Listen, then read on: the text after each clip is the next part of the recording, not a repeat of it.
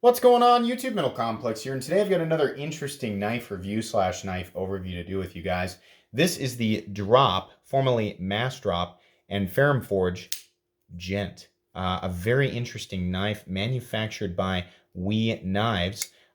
Really, really cool. This knife was sent to me, like many others, actually, in the last month or so, by my good buddy at Eric B. Like on Instagram. Give this man a follow. It's because of people like him that I'm able to bring you guys daily knife content. If you've not been subscribed to my channel for a while, well, I'm sorry, let me rephrase that. If you're new to my channel, I do daily uploads. I'll also remind everybody that if you have the itch, you can simply open the description of this video and many others on my channel and find my Amazon store, my merch store, my Patreon. If you'd like to check out my Patreon and support this channel, it's right there. And then I have a second channel called Silent Complex you guys can check out. But more specifically, if you do have the itch, I have this very convenient storefront that I created for people who don't have time to watch all 750 of my uploads and you just want to find out what knives do I recommend? You know, what budget knives do I like? What fixed blades, right? There's a whole bunch of categories here and there are tons of knives in each of these categories. So please feel free to use that link,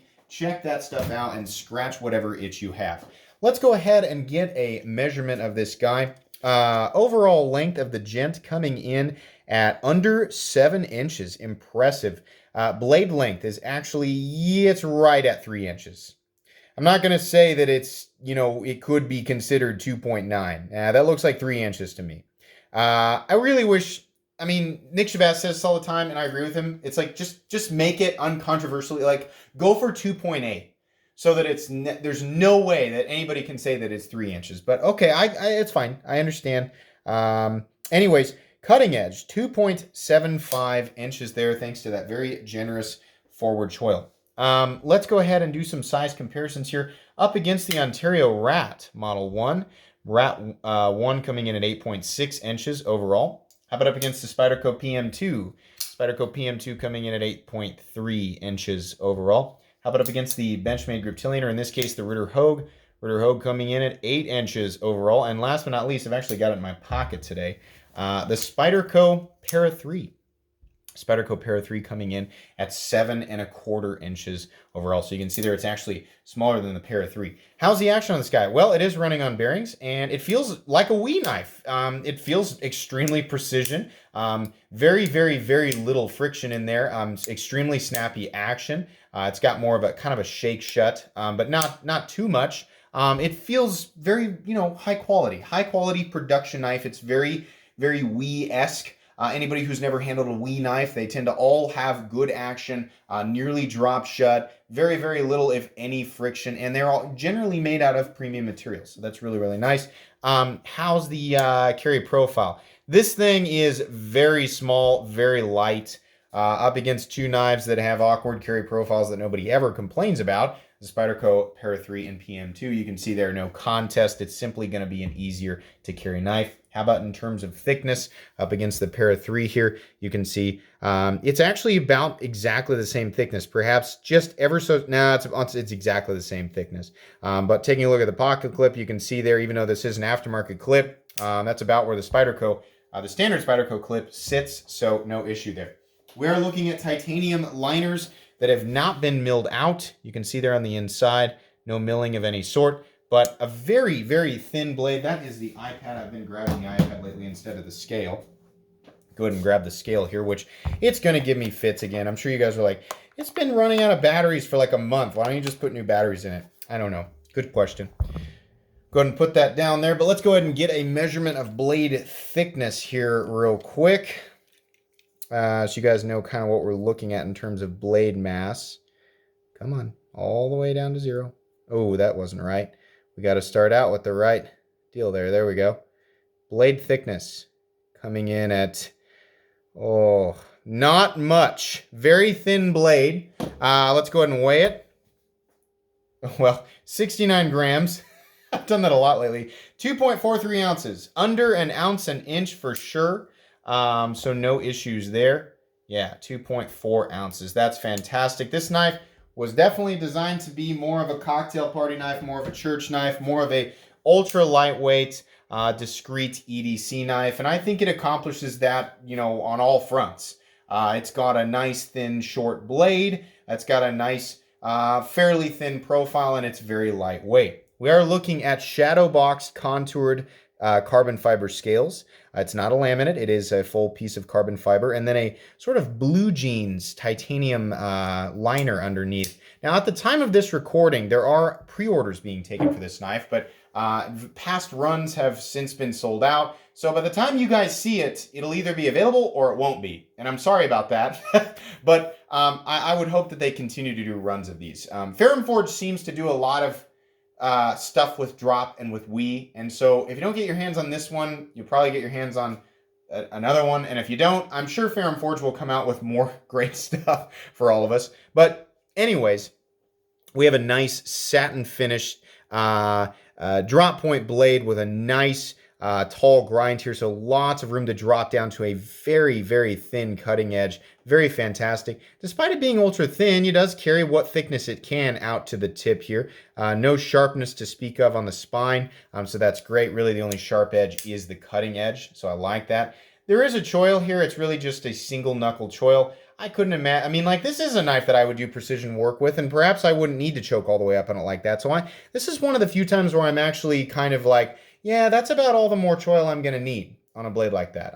I'm happy with the amount of blade that I get on this knife, and I'm happy where my finger rests right here. A single knuckle doesn't make me feel like I'm risking running up on the blade, but yeah, I'm good with that. This is S35VN, which is a fantastic steel. So I have no issues there. There is no sharpness to speak of anywhere on any part of these scales. Even the flipper tab, though it is kind of a little pokey thing, it has been nicely chamfered, nicely knocked down all the way around, so no issues. I can just barely touch the first maybe ½ inch of that blade, but I have to really dig down in there, and I always say this, if I have to dig for it, I'm not concerned with it. I remember seeing that for the first time on a knife review, and I was like, oh my gosh, that's terrible. You could cut your finger on that.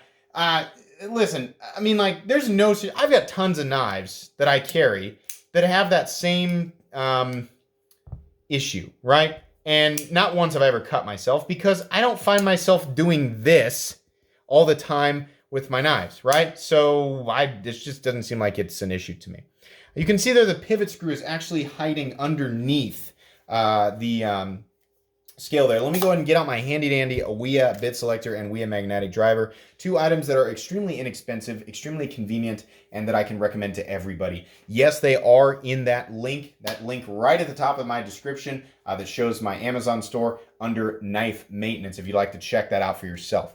I'm going to guess that these screws are T6. We're going to get out a T6 and a T8 though, just in case. We'll try the T8 first, right? A guy can hope. Here, just so you guys can see. T8, put it in that magnetic driver there. And here we go. No dice. Let's go ahead and try the T6 head. Nothing is ever T7. Isn't that weird? Maybe it's not that weird. Yep, those are T6. You guys know how I feel about T6. I don't like it. It's not a deal breaker. It's just frustrating because heads can strip and bits can strip because they're so tiny, right? It's not fun when you're trying to refit your knife and you're trying to get the appropriate amount of torque on it to make sure it stays in place and something strips out, especially on a knife like this. But anyways, really, really beautiful profile here, and you can see slight contouring. That's really nice.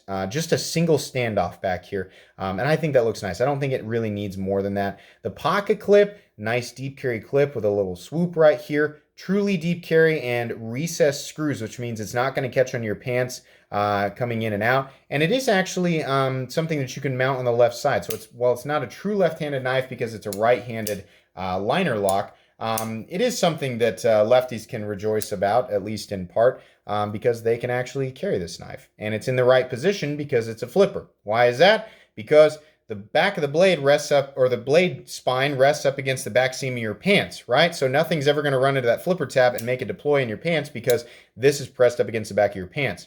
You flip it around and carry it like this, well, the blade is not being stopped by anything. In fact, the flipper tab is carrying up against the back of your pants. So you run into something or you push too hard on it, that can deploy like this in your pants and run into your leg. So when people argue about tip up and tip down, on a non-flipper knife, it really doesn't matter. But in terms of a flipper, Yeah, it's just straight up more dangerous to carry that way. In terms of a flipper knife, pocket clip should always be set up for tip up. That's just me being preachy, though. Like I said, pivot's probably underneath the scale. I don't see, yeah, there is no steel lock bar insert on this, not that it needs it. You can see there we are locking up at like 80, 85%, but it is a thin stock, so I don't think there's an issue with that. It's very solid. No blade play up, down, left, or right, and it is absolutely dead center. Guys, this is going to be a really quick review, and I'll tell you why. Let me just cut to the chase.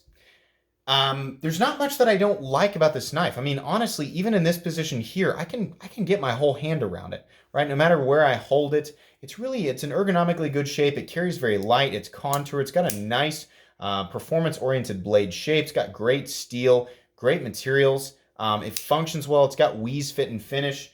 And best of all, it's 120 bucks.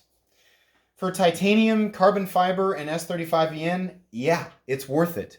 This knife gets a great review, and it's definitely something I can put on my most recommended knives list. So this was a very, very fast review. This is one of those knives where just everything just is right, you know? The only thing I don't like is that the overlay screws or the scale screws are T6, and that I have to take the scale off to access the pivot.